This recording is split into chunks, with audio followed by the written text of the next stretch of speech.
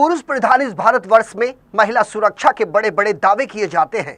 सरकार ने भी महिलाओं की सुरक्षा को लेकर कई महत्वपूर्ण कदम उठाए हैं, लेकिन अफसोस इस बात का है कि इन सब के बावजूद हर रोज कहीं ना कहीं से महिलाओं और बच्चियों के साथ यौन शोषण की घटनाएं सामने आ ही जाती हैं। नमस्कार, आप देख रहे हैं डीसी न्यूज इंडिया और मैं हूं आपके साथ संजय मिश्रा।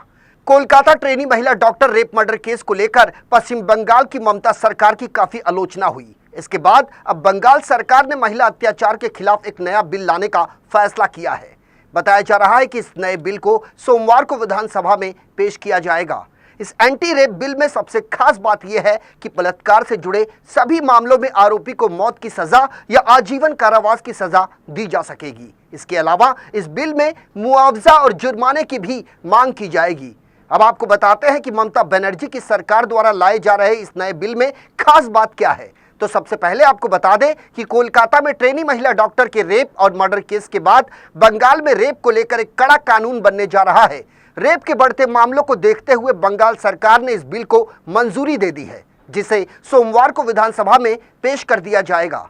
इस नए कानून के तहत रेप करने वालों को सीधे मौत की सजा या मरने तक जेल में रखे जाने का प्रावधान है। ऐसे में केसों में यदि पीड़िता जिंदा भी बचती है तो आरोपी पर हत्या का ही मुकदमा चलेगा। इसके अलावा ऐसे जघन्य अपराध में जुर्माने का भी प्रस्ताव रखा गया है। दरअसल पहले क्या था कि आजीवन कारावास के दोषियों के लिए मौत की सजा का प्रावधान था, जिसे देश की सर्वोच्च न्यायपालिका ने साल 1983 के मिट्ठू बनाम पंजाब राज्य मामले में खारिज कर दिया था। दरअसल आईपीसी की धारा 303 में अनिवार्य मृत्यु दंड का प्रावधान था, जिसे सर्वोच्च न्यायालय ने खारिज कर दिया था। इस मामले में कोर्ट का कहना था कि इस कानून से समक्ष समानता के मौलिक अधिकार यानी संविधान का अनुच्छेद 14 और जीवन के अधिकार यानी अनुच्छेद 21, इन दोनों का उल्लंघन होता है। इसमें कहा गया है कि इससे कोर्ट अपने विवेक प्रयोग करने की इजाजत नहीं देता। इसकी वजह से कई गलत फैसले किए जा सकते हैं, जिससे व्यक्ति अपना जीवन तक खो सकता है। अब जो ममता बनर्जी की सरकार द्वारा नया बिल लाए जाने की बात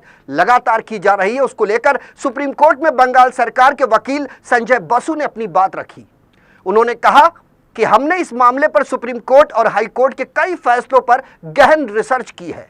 इसके बाद ही बंगाल सरकार बलात्कारियों के लिए मौत और कारावास दोनों का प्रस्ताव पेश किए जाने की मांग करती है। इसके अलावा पीड़िता के इलाज के लिए जुर्माना या मुआवजे की भी मांग करती है।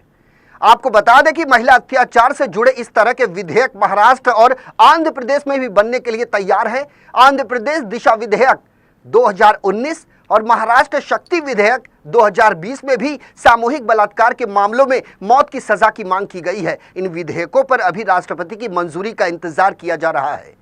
वहीं न्यायपालिका के राष्ट्रीय सम्मेलन के उद्घाटन समारोह के मौके पर अपने संबोधन में देश के प्रधानमंत्री नरेंद्र मोदी ने कहा कि महिलाओं के खिलाफ अत्याचार और बच्चों की सुरक्षा आज समाज में गंभीर चिंता का विषय बन चुका है। उन्होंने कहा कि देश में महिलाओं की सुरक्षा के लिए कई सख्त कानून बनाए गए हैं। यदि महिलाओं पर अत्याचार से जुड़े मामलों में जितनी जल्दी फैसले होंगे, उतनी ही जल्दी देश की आधी से ज्यादा आबादी को सुरक्षा का आश्वासन मिलेगा। भारत के सर्वोच्च न्यायालय की स्थापना को आज 75 साल पूरे हो गए। इसको लेकर प्रधानमंत्री नरेंद्र मोदी ने कहा कि भारत के सर्वोच्च न्यायालय की 75 वर्षों की यात्रा लोकतंत्र की जननी के रूप में भारत की महिमा को बढ़ाती है।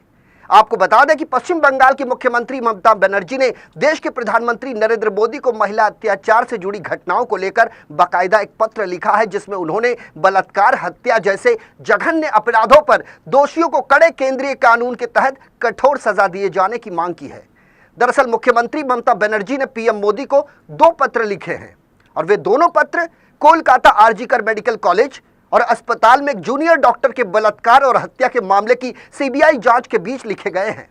दरअसल ममता बनर्जी के दोनों पत्रों को लेकर भारतीय जनता पार्टी ने ममता बनर्जी को झूठी तक कह दिया और उनसे सवाल किया कि अपने राज्य में महिलाओं की सुरक्षा के लिए मौजूदा कड़े नियम और कानूनों के कार्यान्वयन को सुनिश्चित करने के लिए आखिर उन्होंने अब तक क्यों कुछ नहीं किया। ऐसे में महिला अत्याचार के खिलाफ जो नया विधेयक पश्चिम बंगाल की विधानसभा में ममता बनर्जी की सरकार द्वारा पेश किया जाना है, उसको भी लेकर राजनीति अब तेज हो गई है। ऐसे में बड़ा सवाल वही है कि आखिर कब तक रुकेंगे भारत देश में महिला अत्याचार के मामले। आपको बता दें कि भारत में रेप के मामलों में सजा की दर बेहद कम है। एनसीआरबी की रिपोर्ट कहती है कि साल 2022 तक देश में कुल 3,58,749 रेप के मामले दर्ज किए गए थे, लेकिन फांसी की सजा सिर्फ 5 दोषियों को ही मिल पाई। जबकि नए कानूनों में रेप के दोषियों के लिए सख्त सजा का प्रावधान है, लेकिन इसके बावजूद अपराधियों में कानून का कोई खौफ नहीं रह गया। ऐसे में लगातार बढ़ते महिला अत्याचार के मामलों से महिलाओं, लड़कियों और बच्चों में डर का माहौल पैदा हो गया है।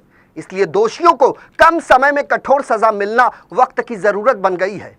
हमारे इस खास पेशकश में मेरे साथ अभी के लिए इतना ही। ताजा तरीन खबरों के लिए देखते रहे DC न्यूज इंडिया। पूरी टीम के साथ मुझे आने संजय मिश्रा को दीजिए इजाजत। नमस्कार।